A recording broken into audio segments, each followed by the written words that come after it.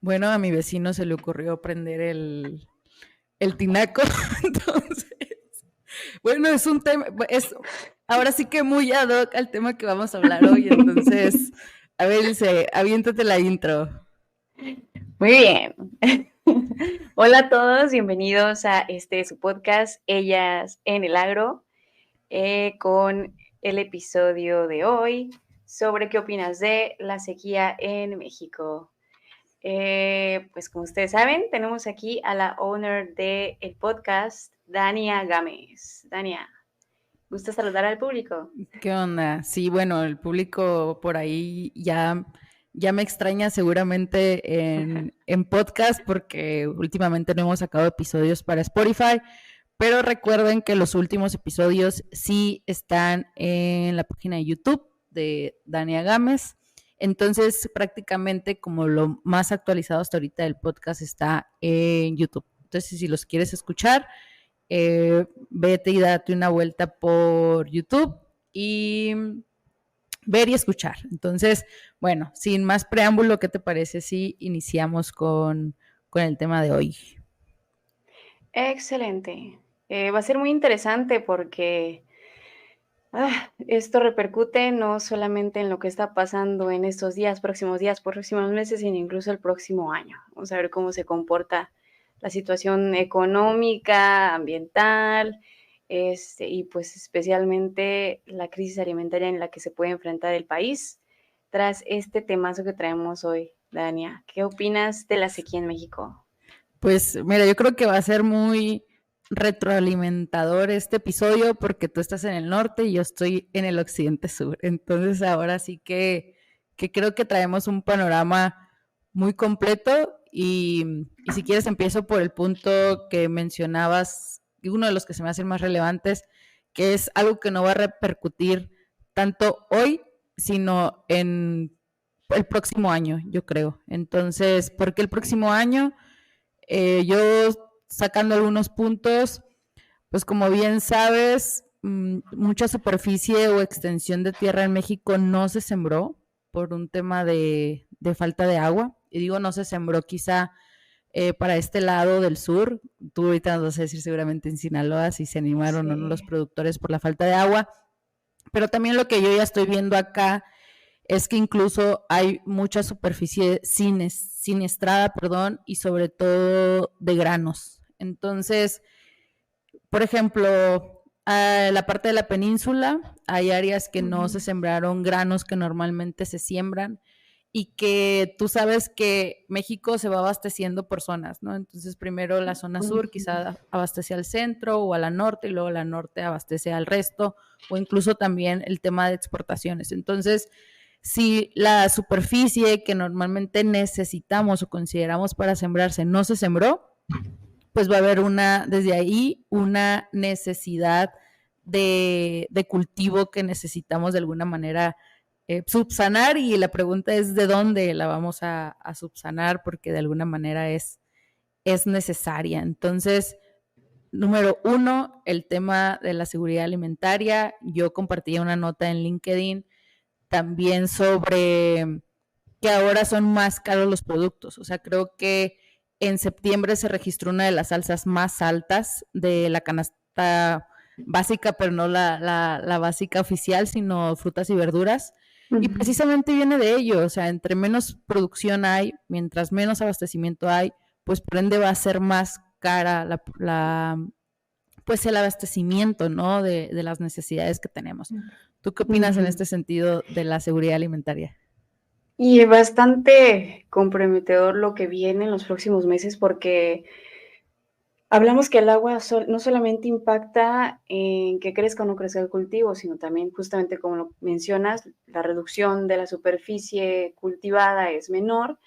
Y también algo que vi mucho aquí en el norte es que los agricultores están gastando más, porque en primera, ¿no? La sequía, especialmente en norte y la costa del Pacífico, es muy húmeda. Entonces necesitan esa humedad como para mantener la tasa de evapotranspiración, ¿no? De mantener un estándar y evitando un estrés hídrico, así decirlo, por no tener tanta saturación de la humedad en el ambiente. Entonces, el agricultor está metiendo productos para evitar ese desgaste en la planta, primero. Segundo, el costo de la semilla, hablando de hortalizas, es muy caro. De verdad que nos tocó y es triste ver cómo los agricultores están tratando de pues, solventar esa pérdida, porque el tema de replantes, no sé, algunos que llevan hortalizas saben de qué hablamos, pero quienes se dedican a granos u otro, es, tú llegas, plantas el primer día, estableces todas tus plantitas en el campo y tienes que regresar alrededor de una semana, 5 días, a veces hasta 3, para repoblar aquellas que murieron en el primer planteo, ¿no? En el primer trasplante. Pero este tema del segundo replante normalmente anda entre el 15, 20% como máximo en algunas áreas donde es como la presión de bacterias mayor o de hongos, es como entre el 20. Bueno, pues esta vez se fueron casi el 35, 40%. ¿Qué implica? O sea, había un lloradero por todos lados porque para empezar no había suficiente semilla. Segundo, la planta no era suficiente. Ellos plantaron lo que creyeron que como cada año iba a suceder el replante y resulta que se están quedando con un aproximado de 15%, 10% como mínimo de desfase, ¿no? Entonces tienen que andar consiguiendo, el conseguir planta fue todo un caos. Todo el mundo se prestaba, se regalaba. Es que mi planta es más chica, no, bueno, te la cambio por la mía que viene un poco más antes. Era un show y me tocó apenas en días pasados, ¿no? Entonces, sí esperemos un alza en el precio, totalmente, estoy segura que eso va a suceder, porque el costo de la producción ahorita para el próximo año es muy alta y con altos riesgos de que no den los rendimientos, ¿no? Entonces, a mí realmente sí me preocupa y especialmente porque justamente lo dijiste, las ventanas entre norte y sur se complementan. Entonces, cuando sale sur, entra norte. Entonces, ¿qué va a pasar si no tenemos la superficie que normalmente tenemos cultivada? ¿No? Pues se va a ver un desabasto de la canasta básica, como lo mencionas, y pues esperen precios de 50 pesos, 60 pesos el tomate. De los chiles, ¿no? Por ejemplo, también que se redujeron algunas ventanas de planteo. Aquí empiezan alrededor de agosto, septiembre, octubre. Estamos hablando que la mayoría va a empezar ahorita en octubre y le estaban rezando a todos los santos porque empezara a llover y esta semana empezó a llover por la llegada del huracán Lidia. Entonces, a mí sí me preocupa lo que va a pasar en próximos meses. Empezó a llover porque los de la Asociación de Agricultores fueron a misa. Por eso, por eso empezó a Muchas llover. gracias. ¿No los viste? Yo sí vi una foto donde fueron a pedirle al Señor Jesucristo que lloviera y mira, pues les mandó un huracán. Entonces, de algo funcionó. Pero bueno, volviendo al tema, tocaste un punto también muy interesante que me gustaría retomar. Y justamente vi una nota y la voy a leer, que bueno, se publicó prácticamente en una revista de negocios. No la leí mucho al respecto, pero sí me llamó mucho la atención porque dice que bajaron el 50% de las cosechas por falta de lluvia y pues prácticamente, pues esto es a nivel nacional, digo, no tengo el dato exacto en número de porcentaje, pero seguramente las cosechas van a bajar, el rendimiento va a bajar. Tú sabes que por más que tengas una buena fertilización, un buen manejo de plagas, por ejemplo, en grano, si no llueve, no hay llenado. O sea, al final el agua es un elemento esencial y vital, o sea, es transporte, etc. Entonces, en granos, por ejemplo, no llenas y si no tienes lluvia, no tienes rendimiento. Entonces, definitivamente sí es un tema que vemos por venir y sobre todo ya lo estamos viendo, ¿no? O sea, no es algo que viene, es algo que ya estamos viendo. Fíjate que hablando también del tema del agua, hace 15 días tuve la oportunidad de ir a una comunidad que está a 20 minutos de Charcas, San Luis Potosí, y en la comunidad prácticamente están unas señoras que se llaman, o bueno, son llamadas las ingobernables, y te daría tristeza, o sea, a mí, yo llegué a mi casa y te lo juro que dije, tengo agua, o sea, en el sentido de que las señoras antes eran muy productivas, tenían una extensión grande de terreno en el cual sembraban al aire libre por temporal, o sea, llovía. Este año no ha llovido, o sea, no llovió, o sea, es un área donde no llovió. Imagínate un año sin llover, o sea, Ujú, está extremadamente seco, los animales, o sea, subsisten del agua de la gente que una pipa va y les ujú, provee cada tantos días. Al punto que quiero llegar es que volvemos al mismo del rendimiento. O sea, si estas señoras antes tenían media hectárea de cultivo, hoy siembran un invernadero de 400 plantas. O sea, a la y los mecha. siembran en un invernadero porque ellas mismas tienen, se podría decir, una represita en la que pues tienen un sistema de goteo y es la manera en la que lo pueden hacer. Y me decía a mí la señora, si a mí hace años me hubieran dicho que hoy no iba a tener agua, yo en vez de hace años, porque es como una cooperativa, de haber comprado Ujú, una camioneta para la cooperativa, quizá hubiéramos explorado perforar otro pozo, ¿no? O sea, tener un pozo ellos. ujú. No tienen pozo. Entonces, realmente las personas o los sitios donde viven temporales, eh, pues está bien crítico, o sea, la situación realmente está muy crítica y me daba risa porque lo decían en un chat a manera de meme, porque también veía una nota de que septiembre en Estados Unidos fue el septiembre más caluroso de todos los tiempos y decía, pues va a ser es el más frío de todos los tiempos, porque cada vez quizá va a ser más calor, ¿no? Y Ujú. quizá menos precipitación o más precipitación, ya no lo sabemos, y me viene así una lluvia de cosas porque también veía una nota que en una zona de Estados Unidos había llovido tanto, o sea, llovió lo que llueve en todo un año en una semana, ¿no? O en unos días, que posiblemente ese ya sea un nuevo lago. Entonces dices tú, o sea, no pueden ser ese tipo de cosas, ¿no? O sea, en un lado no llueve, en otro lado llueve de más, pero tú sabes que al final la planta tiene un requerimiento hídrico dependiendo de su etapa fisiológica. O sea, de Así nada es. sirve que nos llueva el primer día y ya no le llueva nunca. Entonces, ¿qué Ujú. opinas? Bueno, todo lo que dije al respecto. Mm, precisamente es uno de los temas que yo creo que no se esperaba el productor, ¿no? Justamente como todo ese movimiento de las fechas. Aquí no nada más se va a afectar el rendimiento, sino también la cantidad bueno, la producción final, pues, precisamente por eso, cuánta realmente se va a ir hacia esos, mercados que se requieren, especialmente en norte, que la mayoría de los mercados o de la producción que se hace en Sinaloa, Sonora, Baja California, toda la parte de la laguna, es mercado de exportación, ¿no? Entonces, ya no, o sea, a mí me intriga si vamos a llegar con productos que cumplen con esa calidad, porque están solicitando XL, jumbos, selectos, super selectos, o sea, son tamaños muy grandes que son para exportación. Sin agua, dudo que lleguemos. Y también otro tema muy importante que mencionas es cómo se están moviendo las temperaturas.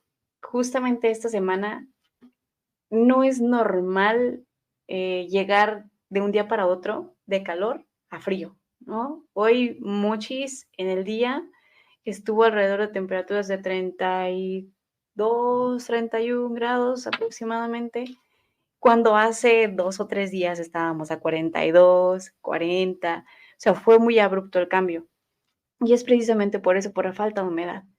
Estamos llegando a un punto como lo que se vive en el desierto, ¿no? No hay humedad, todo es extremadamente seco, por los días muy caliente, por las mañanas o durante el día muy caliente y por las noches muy frío, que eso también no es estable para unas plantas. Entonces, mi pregunta es, si estábamos incluso Justo. preparados a nivel genético para eso, ¿no? O sea, los productos que hoy en día se venden comerciales, que las compañías están creando para los mercados que nos están solicitando, ¿estaban preparados para estos cambios? ¿Hay productos? Aquí se va a notar realmente los productos que van a aguantar esos fríos, esas bajas humedades, porque también cabe destacar que para tener una buena polinización hay que llegar a un punto estable de la humedad en el ambiente, no, ni tanto que queme al santo, ni tanto que no alumbre, diría mi abuelita, pero ahí va a haber muchos retos para todos. Y eso, Dania, también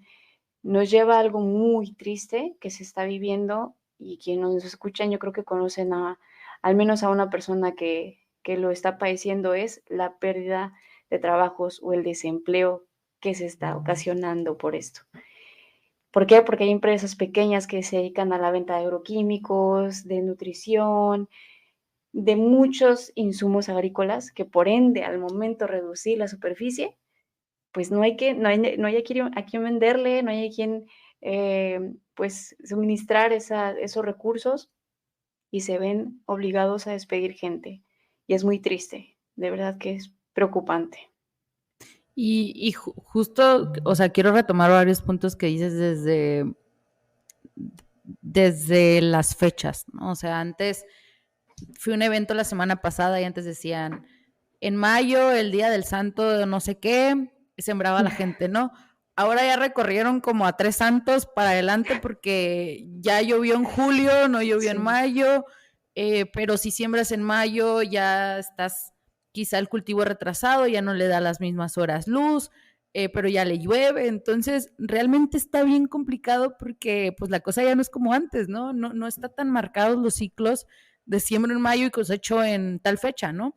Entonces, y luego, por ejemplo, en los sorgos, que me está tocando ahorita ver acá en el centro prácticamente, bueno, en el sur, ya sí van desfasados, el mismo viento, que es el viento de septiembre, de octubre, los tumba, entonces los productores realmente están preocupados en ese sentido del agua y como tú bien comentas también, esos negocios que al finalmente vuelvo a lo mismo, o sea, el agua es un elemento vital en el que, pues, por ejemplo, un foliar, ¿cómo lo aplicas, no? O sea, si se diluye o un fertilizante, bueno, dependiendo de la eficiencia del fertilizante, ¿verdad? Pero de alguna manera necesita el agua, entonces también se desfasan, ¿no? Se desfasan estas fechas y genera como ese conflicto, pero también a la misma vez, ahora sí que como dicen, en la adversidad nacen los nuevos emprendimientos. Fíjate que el otro día estaba escuchando un podcast de nuestros amigos de Agronautas. Tona entrevistó a una empresa, que de hecho estaba buscando el nombre de la empresa, no me acuerdo cómo se llama. Justamente es una empresa israelí que llegó hace 2 años a México y creo que mediante sensores, o sea, pero no quiero ni hablar del tema porque de verdad mejor los invito a escuchar el episodio porque de verdad está impresionante, o sea, desde el nivel de que casi toma el sensor, cómo está el estómago y a qué hora requiere agua y cómo lo requiere y si no se lo das a tal hora, cuánto puedes perder en productividad y, o sea, está bien interesante este tipo de empresas, y más una empresa que viene de Israel, que son punta de lanza en este tema de cómo cultivar en el condiciones uso adversas. eficiente de agua. Exacto, entonces, bueno, los invito a ver este episodio, bueno, a escuchar este episodio, pero sí, el punto que quiero llegar es cómo también de las adversidades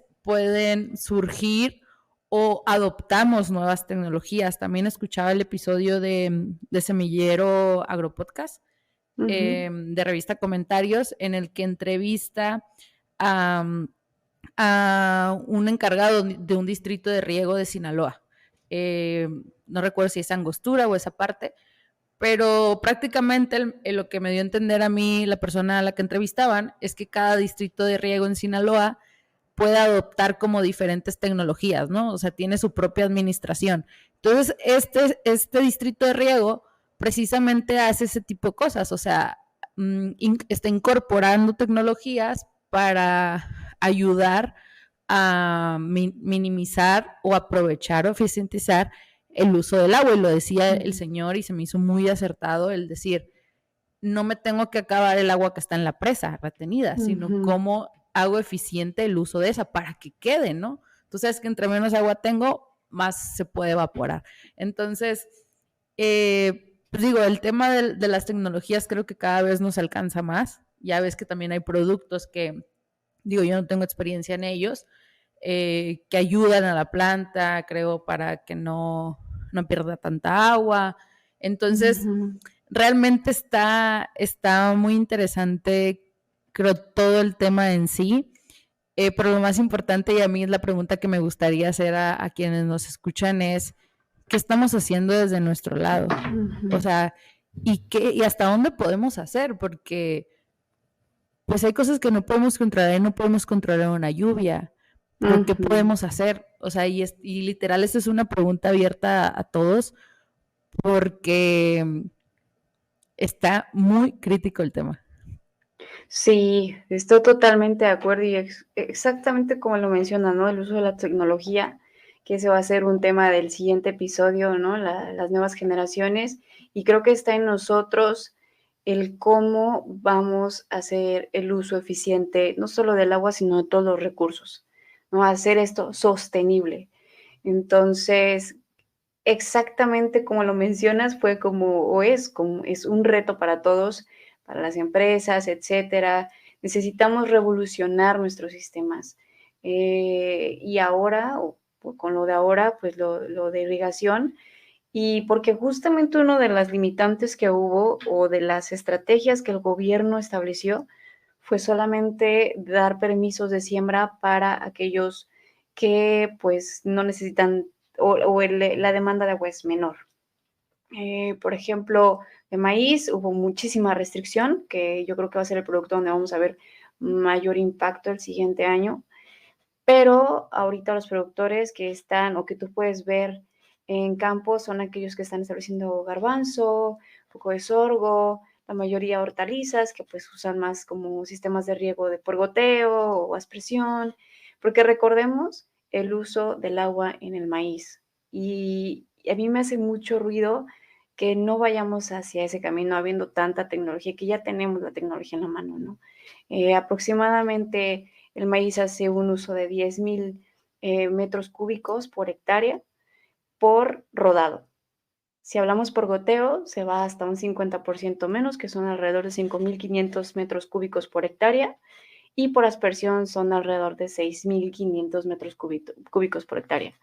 Entonces, por eso se vieron obligados a reducir o a restringir ese tipo de cultivos que demandan tanta agua. Y va a ser el producto número 1 donde vamos a ver el impacto en la economía. Y realmente a mí, o sea, sí me preocupa, ¿no? Que sin maíz no hay país. Y ahora que no se trata de economía o que por algo no están produciendo porque no hay semilla, ahora es el agua. Y no solamente vamos a hablar del maíz, sino también ahora la ganadería. Imagínate, necesitamos 50 litros por 1 kilo de carne. Híjole. Sí, me decía una amiga ganadera que está haciendo una maestría y que su profesor le decía que sí, que como qué proyecto haría pues para subsistir con su ganado ante estas adversidades que se ven. Y dice ella de broma de que ponerme a llorar y llenar una presa, ¿no? Porque pues, ¿qué haces, no? O sea, en esos casos. Y también la parte que bien decías como de estas técnicas, justamente estoy volviendo a leer la nota que te mencionaba, que salió el 6 de octubre, de hecho acaba de salir prácticamente, y dice, la falta de lluvias, el aumento de las temperaturas y la ausencia de política pública para implementar o mejorar las técnicas de riego ya están cobrando la facturación a la producción de granos básicos. Y menciona también varias estadísticas que se me hacen muy relevantes, que prácticamente dice que el calor y la escasez de lluvia provocó que en 5 años el almacenamiento de agua bajara 35.4%. Y después nos dice que para septiembre en Sinaloa el 67% del territorio nacional, bueno, no Sinaloa, territorio nacional, reporta sequía, o sea, 67%. 1,688 municipios con escasez de agua, 60% la disminución de superficie sembrada. O sea, imagínate esto. O sea, está el 40% sembrado, ¿no? Y el 42% es el promedio de abasto de agua en presas, 42%. Y lo te dice menos el 60.7 es la caída del almacenamiento de agua en Sinaloa. Y ya la fuente es, bueno, todo es respecto al año pasado de GCMA. Pero el punto es que, y también habla de un tema que volvemos al tema de seguridad alimentaria, que dice que para el caso de Sonora, la producción maicera va a pasar del promedio de las 500,000 toneladas a las 100,000 este año.